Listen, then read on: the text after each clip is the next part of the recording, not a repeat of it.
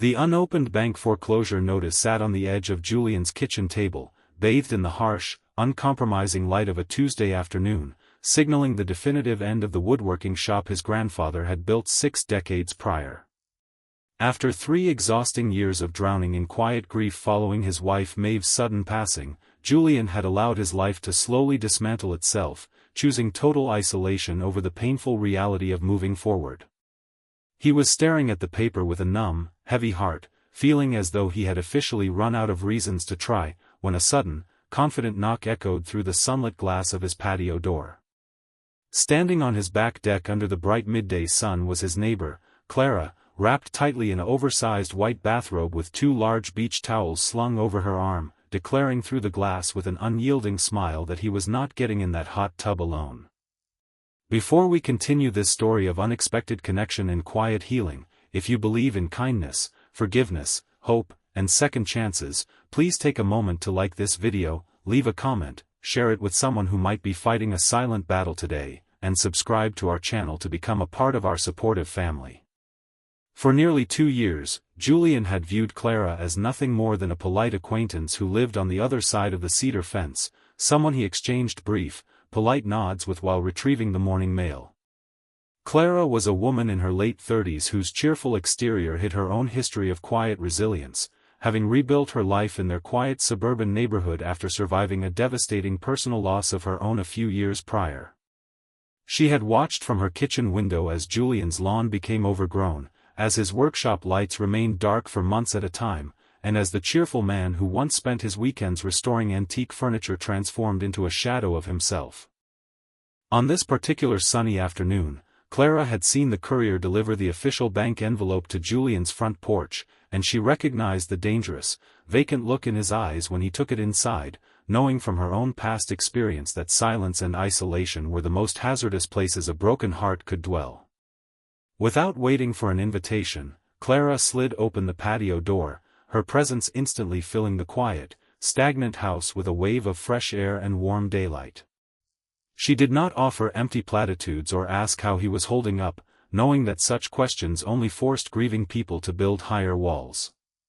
Instead, she walked straight out toward the forgotten hot tub sitting on the wooden deck, a feature Maeve had insisted on installing years ago as a sanctuary for quiet afternoon conversations after long workdays. The tub had remained covered and dormant under the sun for over 2 years, a painful monument to a life that no longer existed. Clara casually rolled back the heavy insulated cover, unbothered by the steam that began to rise into the crisp afternoon air, and turned back to look at Julian, who stood in his kitchen doorway in utter disbelief at her boldness. When Julian attempted to explain that he was not in the mood for company and that he had pressing financial emergencies to sort through, Clara simply sat on the edge of the teak decking, letting the warm sunlight fall across her face while pointing out that staring at a piece of bad news on a kitchen table had never solved a single problem in human history. She spoke to him with a gentle candor that bypassed his defensive pride, admitting that she was not there to fix his life or offer unsolicited advice, but simply to ensure he did not spend another bright afternoon locked inside his own mind. Her persistent warmth cut through the icy fog of despair that had wrapped around Julian's chest for months, forcing him to make a choice between retreating into his self-imposed sanctuary of pain or stepping out into the light of a world that was still offering him connection. Slowly, almost against his own stubborn will, Julian stepped out onto the warm wooden deck, the heat of the afternoon sun pressing against his shoulders as he took a seat opposite her, dipping his feet into the warm water.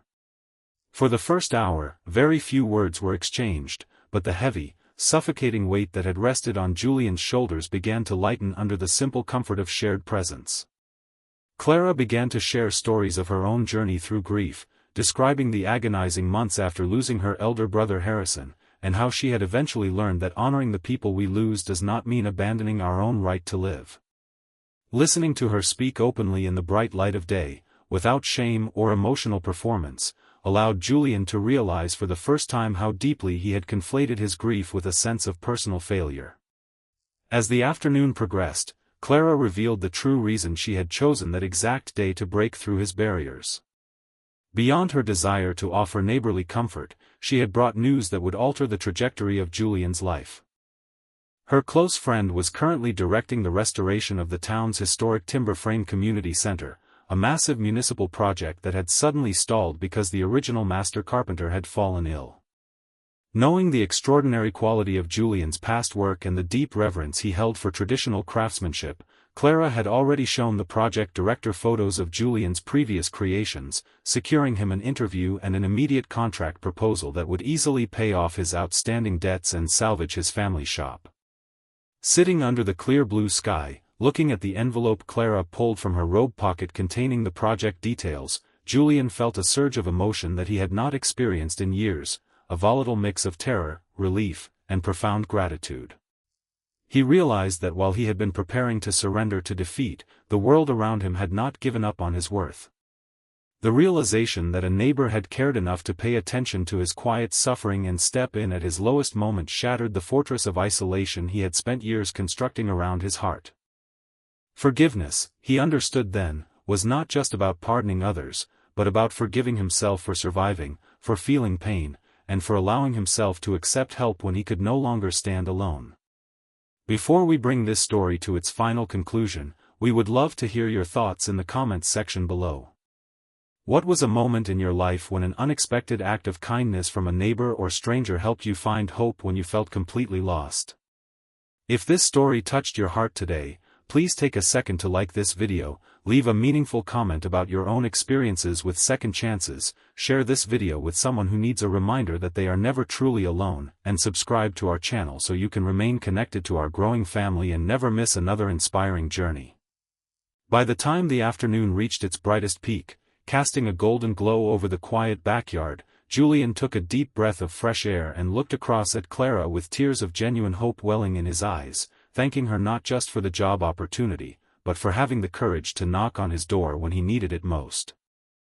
He picked up the foreclosing notice from the table and folded it away, no longer viewing it as an end, but as the painful doorway through which he had finally stepped back into life.